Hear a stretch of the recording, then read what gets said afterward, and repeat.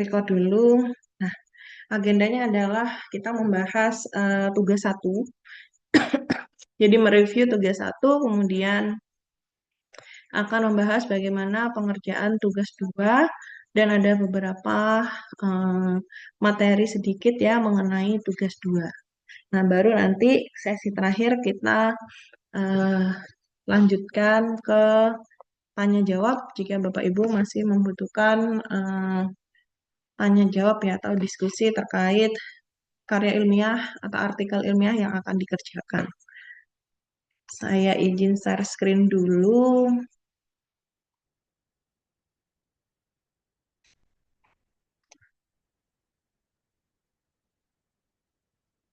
Nah, aktivitas kita review dulu untuk tugas satunya.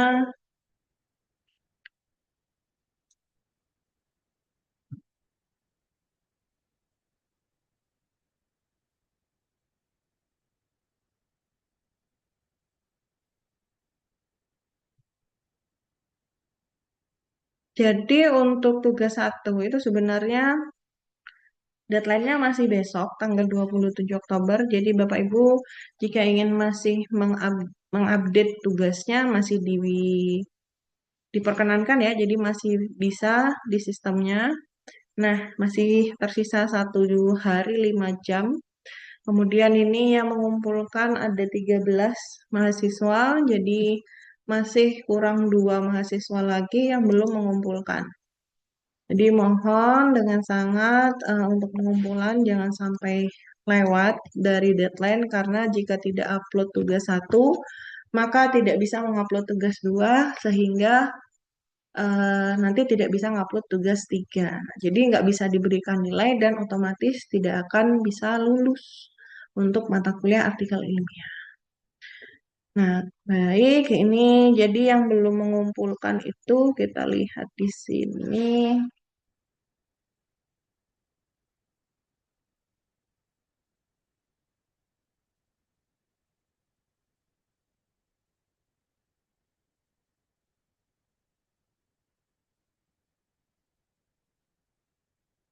Hmm.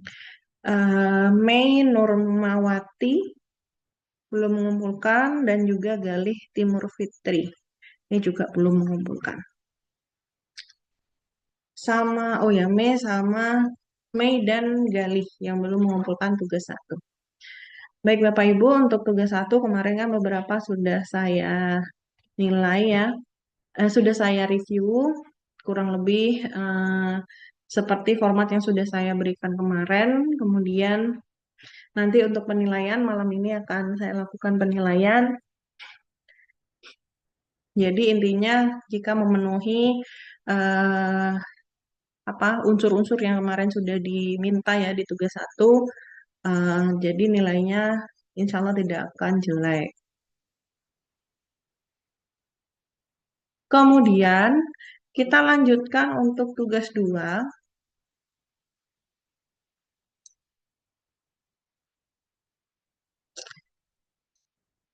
aktivitas belajar 4. Jadi untuk aktivitas belajar 4, Bapak Ibu mohon ini nanti disimak karena dipelajari disimak karena ini menjadi dasar untuk mengerjakan tugas dua. Nah, Bapak Ibu sekalian, eh, jika memang ada yang perlu didiskusikan, boleh juga nanti didiskusikan di apa namanya di sini ya.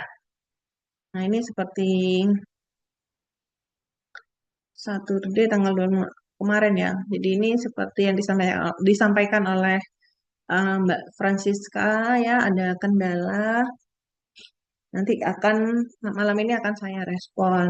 Nah, misalkan tapi untuk tulisan ya. Jadi misalkan mau disampaikan secara langsung juga diperkenankan. Nah, di aktivitas belajar 4 saya jelaskan sedikit karena ini merupakan dasar ya dalam pengerjaan tugas dua. Nah, jadi tugasnya itu mengutip ya. Jadi kita lihat dulu aktivitas belajar 5. Nah, ini tugas duanya. Nah, Bapak Ibu diminta untuk mengutip ya, membuat kutipan sesuai dengan format yang diminta oleh universitas terbuka. Jadi, di mana bisa melihat formatnya? Nah, kita bisa melihat di buku panduan MKWI ini ya. Nah, kalau di daftar isi, Bapak Ibu sekalian, Bapak Ibu bisa melihatnya di, nah ini ya Bapak Ibu. Pengutipan serta cara penulisan sumber pustaka dan daftar pustaka. Nah, di sini disampaikan mengenai kutipan langsung ya, bentuk kutipan langsung yang pendek dan bentuk kutipan langsung yang panjang dan juga pengutipan tidak langsung. Mari kita lihat di halaman 645. Oke, halaman 45.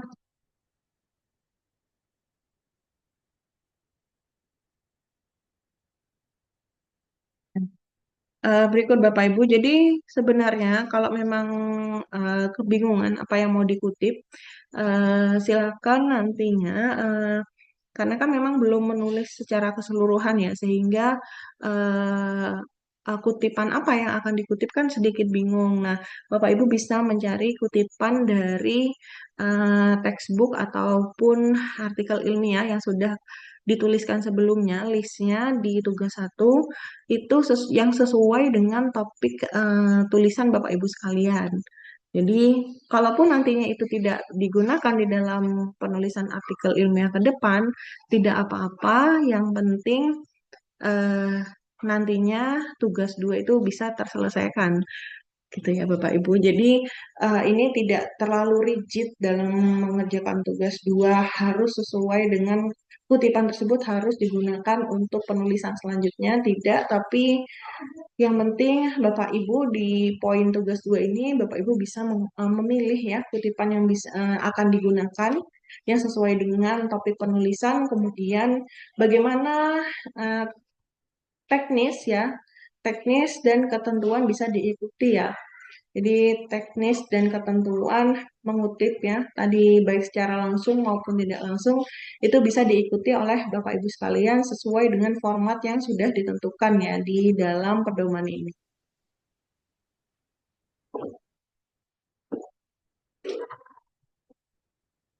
Baik, nah berikut Bapak Ibu bisa dilihat di sini. Nah ini adalah pengutipan langsung. Jadi kalau pengutipan langsung, di sini ketentuannya adalah kutipan langsung yang pendek itu adalah kalimat yang dikutip kurang atau sama dengan 40 kata. Jadi Bapak Ibu, batasnya adalah 40 kata. Lebih dari itu berarti dia masuk ke kutipan langsung yang panjang. Nah, di sini Bapak Ibu dalam menuliskannya, ini ada eh, beberapa cara ya. Yang pertama, nama penulis tidak disebutkan, tidak sebagai bagian dari narasi. Ya, tapi dia ada di ini body note ya. Jadi ini format body note. Dituliskan dulu kalimat yang mau dikutip, kemudian baru dituliskan nama penulisnya dan tahun. Nah, nama penulis dan tahun. Misalkan ada banyak penulis, Bapak Ibu, jadi bisa menuliskan satu nama saja, kemudian sisanya di DKK ya, biasanya kalau bahasa Indonesia, tapi ini menggunakan bahasa Inggris, format English gitu ya. Jadi add all. Nah, jika memang ada halamannya ya, jadi kalau buku kan ada halaman. Uh, Artikel juga sebenarnya ada halaman ya Bapak Ibu. Jadi silakan dituliskan halaman ya. Jadi halaman dari kalimat yang dikutip itu tadi ada di halaman berapa, silakan dicantumkan juga di sini. Nah, jadi kutipan panjang yang lebih dari 40 kata atau disebut dengan block quotation dan diketik pada baris baru ya. Tetapi ditulis 5 spasi dari margin kiri pada posisi yang sama sebagai paragraf baru ya. Jadi agak ke tengah gitu ya Bapak Ibu. Kemudian eh,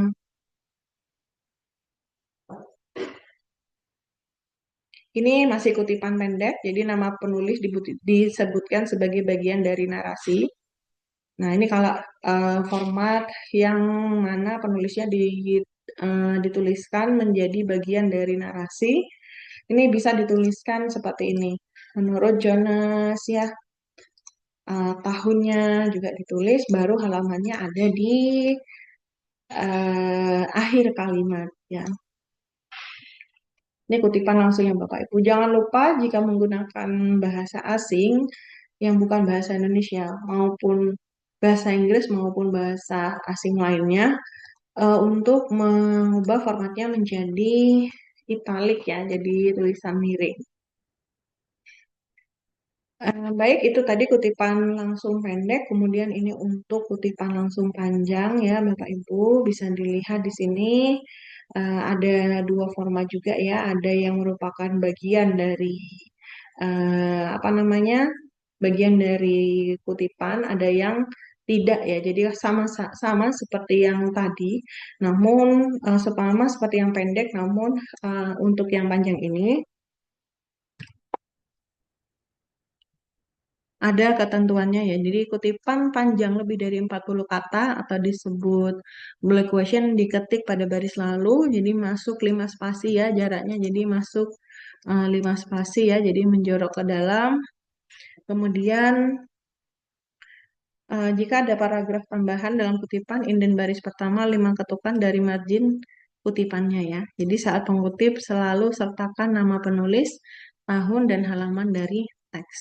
Jadi Bapak Ibu intinya adalah jangan lupa memberikan 5 spasi ya, agak masuk ke dalam.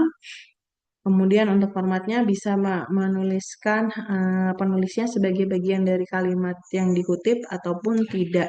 Jadi kalau tidak juga di belakang. Kemudian sama ya ini seperti pengutipan bagian dari narasi. Jadi ditulis di dalam kalimat ya, sebagaimana di bla bla bla oleh siapa, kemudian tahunnya juga dituliskan. Nah, di sini Bapak Ibu ada kutipan tidak langsung. Nah, Bapak Ibu untuk kutipan langsung tadi, Bapak Ibu bisa langsung mengcopy paste dari eh, kalimat yang mau digunakan atau yang mau dikutip ya. Jadi bisa copy paste tanpa mengubah sedikit pun, hanya memberikan tanda petik itu tadi, kemudian agak menjorok ke dalam.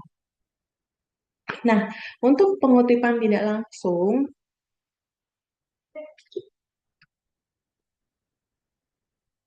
jadi untuk pengutipan tidak langsung, ini adalah mengutip ya. Jadi mengutip ide atau konsep orang lain menggunakan kata-kata penulis sendiri sebagai pengutip.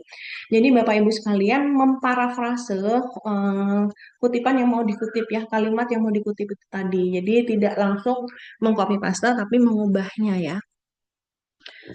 Mengubah menggunakan bahasa penulis itu sendiri.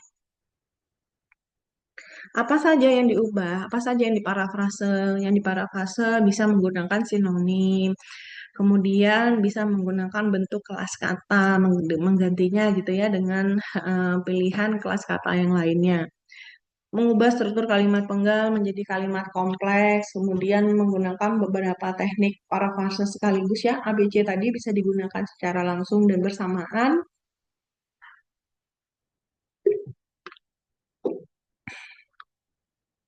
Kemudian eh,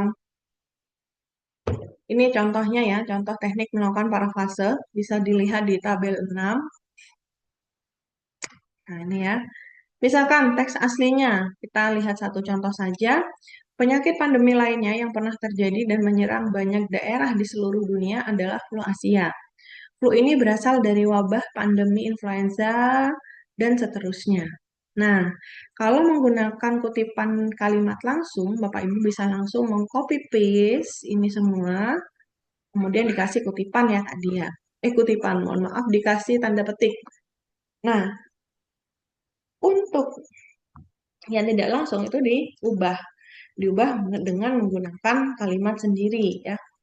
Penyakit pandemi lainnya yang pernah terjadi dan menyerang banyak daerah di seluruh dunia adalah flu Asia. Jadi ya, jadi mengubahnya misalkan bisa jadi dari kalimat aktif menjadi kalimat pasif, subjek di depan bisa diganti ke belakang, keterangan di belakang bisa diganti di depan. Nah, itu salah satu teknik-teknik parafrase atau yang paling mudah itu menggantinya dengan kata lain atau sinonimnya. Itu juga paling mudah.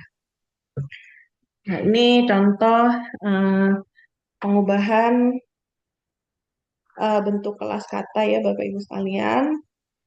Ini contoh pengubahan struktur kalimat. Nah, nanti bisa dibaca sambil mengerjakan. Diharapkan bisa melihat pedoman ini.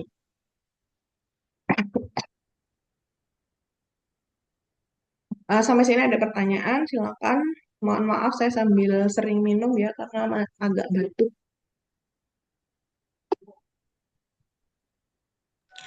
Aku Nah, izin bertanya, ya silakan. kalau untuk kutipan ini bisa pakai aplikasi bantu seperti Mendeley gitu enggak? Boleh menggunakan aplikasi seperti Mendeley, tapi saya kurang tahu ya format nya apa ya kalau Mendeley kalau ngikuti formatnya ini ya. Tapi tetap harus diedit manual ya. Jadi jangan pakai yang otomatis ya. Jadi pakai yang manual, pakai Mendeley boleh. Nggak cuma Mendeley ya, reference manager lainnya juga diperbolehkan digunakan. Tapi sekali lagi mohon disesuaikan dengan format yang diminta oleh UT ya. Baik Bu, terima kasih. Ya, sama-sama. Ada lagi?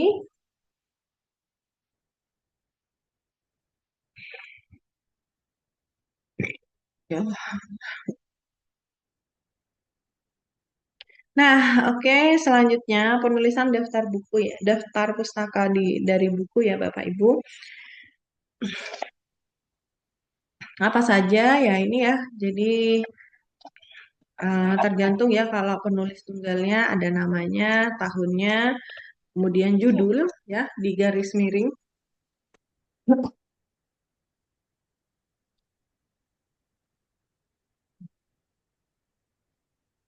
Bentar.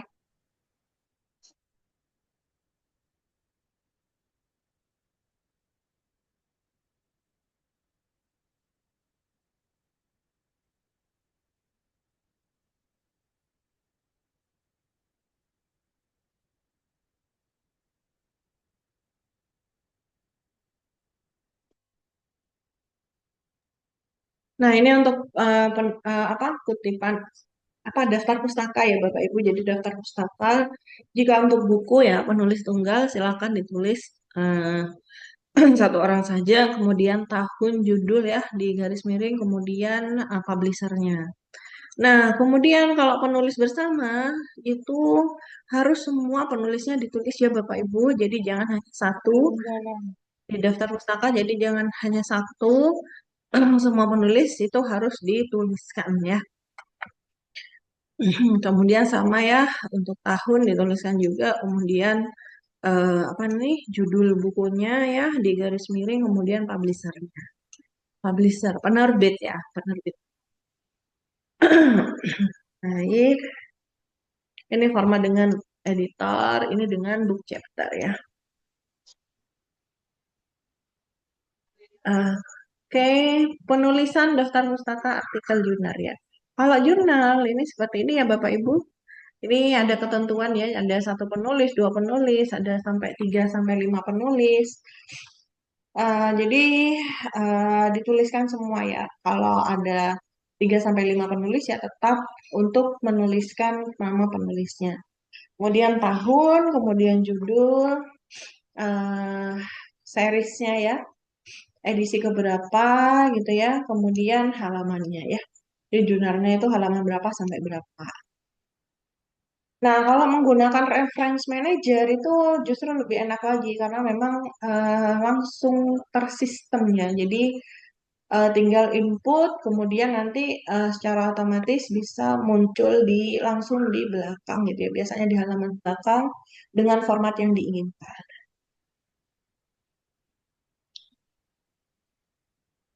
Ini penulisan daftar pustaka majalah, Bapak Ibu jika membutuhkan majalah ya sebagai data dukungan dari artikelnya dipersilakan. Jadi semua mohon untuk melihat cara penulisannya di sini ya. Internet, kemudian laporan dari pemerintah, itu juga bisa.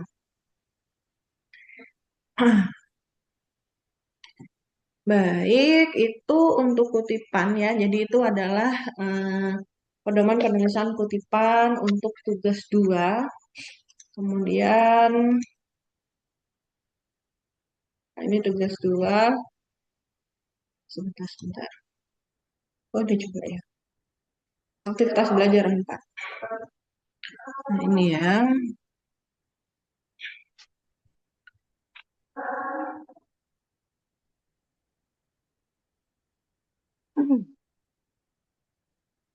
Tuh, kok nggak muncul ya?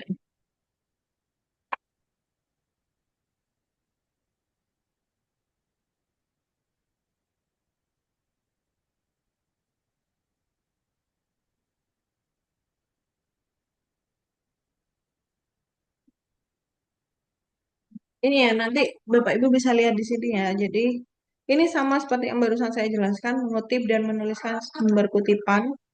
Jadi ada contohnya, ya. Nah, ini ya, tadi yang belum saya jelaskan apa dan mengapa. Kenapa kutipan itu diperlukan? Karena yang pertama,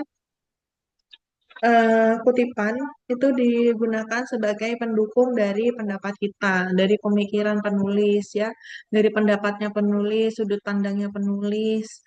Nah, itu dibutuhkan karena kita sebagai penulis itu membutuhkan dukungan teori maupun empiris ya.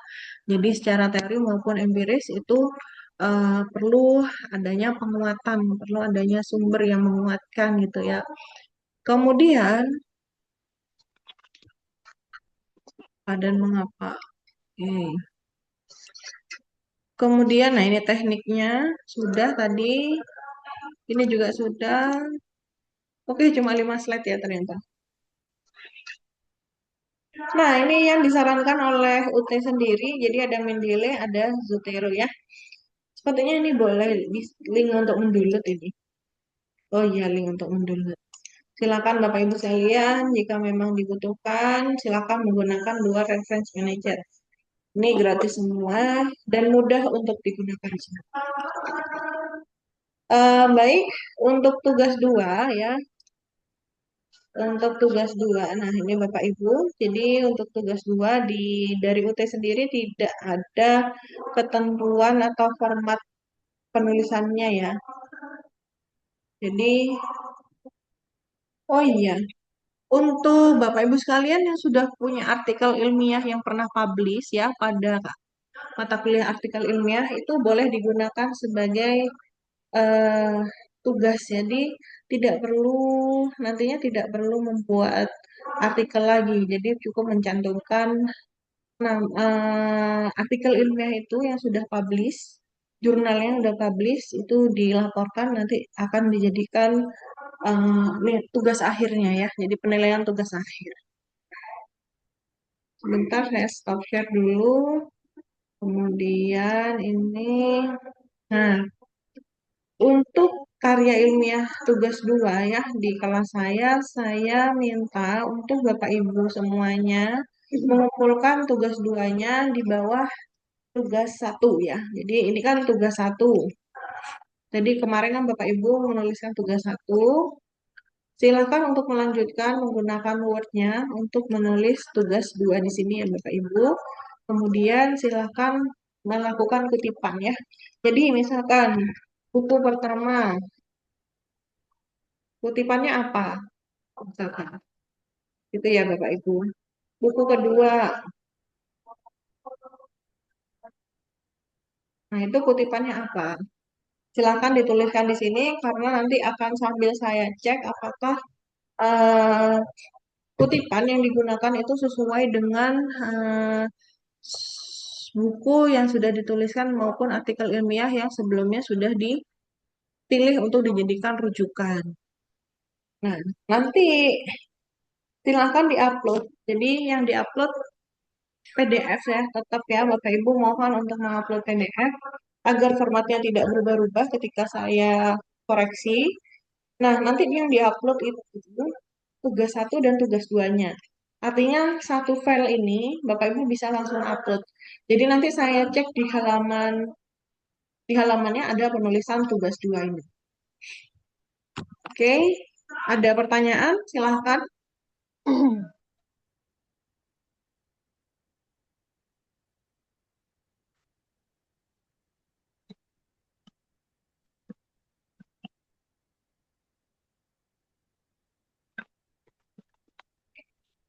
Silakan kalau tidak ada pertanyaan di tugas dua ini maupun dari penjelasan tugas dua, boleh saya persilakan untuk konsultasi atau mendiskusikan yang sudah dikerjakan kemarin atau menanyakan prosesnya ya. Mungkin ada kendala di lapangan atau bagaimana, dipersilakan.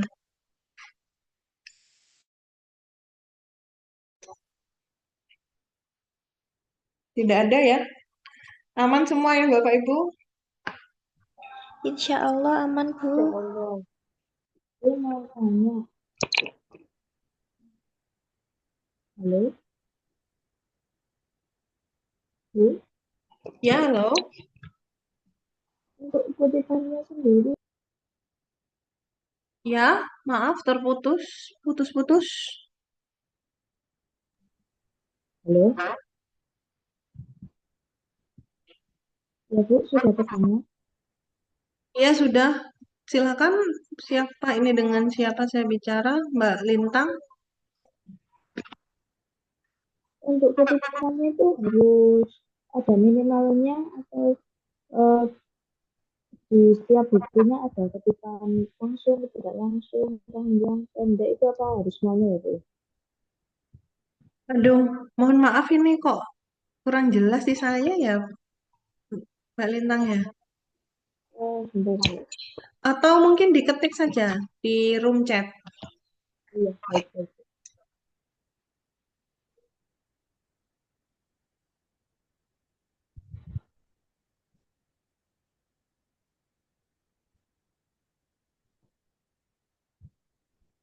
Nah, ini sebagai gambaran ya Bapak Ibu. Jadi nanti untuk tugas 3 itu kita sudah menuliskan artikel ilmiah ya. Jadi tugas 3 sudah menuliskan judul, kemudian sudah ada pendahuluan, metode, hasil dan pembahasan. Jadi kalau nantinya sudah apa namanya?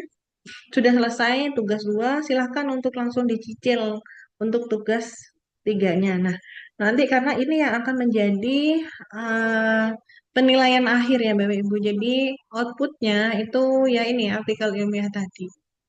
Sedangkan untuk tugas satu dan tugas 2 itu adalah eh, digunakan ya, hanya digunakan di dalam penulisan artikel ilmiah. Jadi nilai akhirnya ya artikel ilmiah ini Bapak Ibu.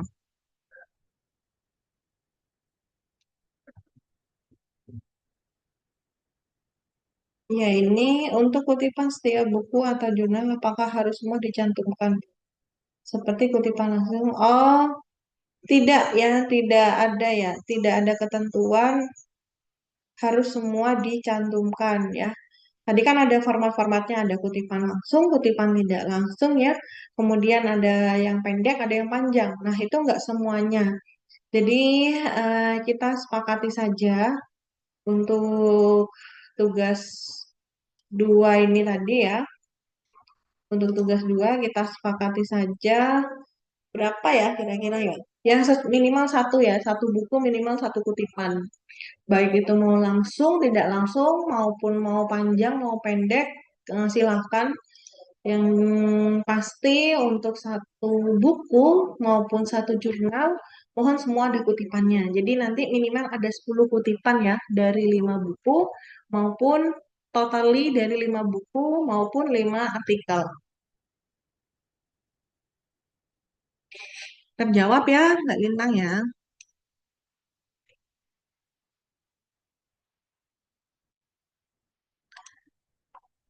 Hmm. Untuk absensi nanti saya absenkan sendiri ya Bapak Ibu sesuai dengan nama-nama tadi yang sudah saya screen capture ya. Ada 12.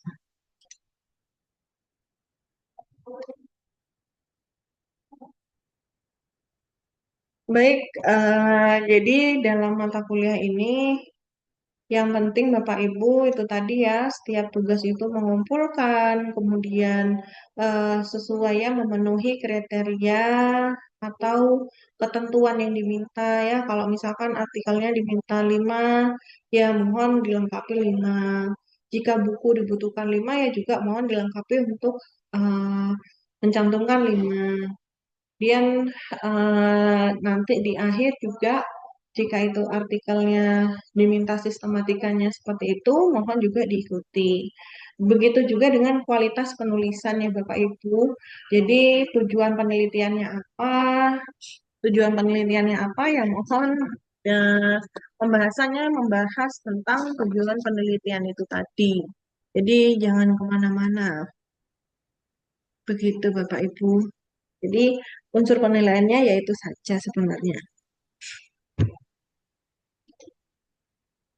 Tidak ada pertanyaan.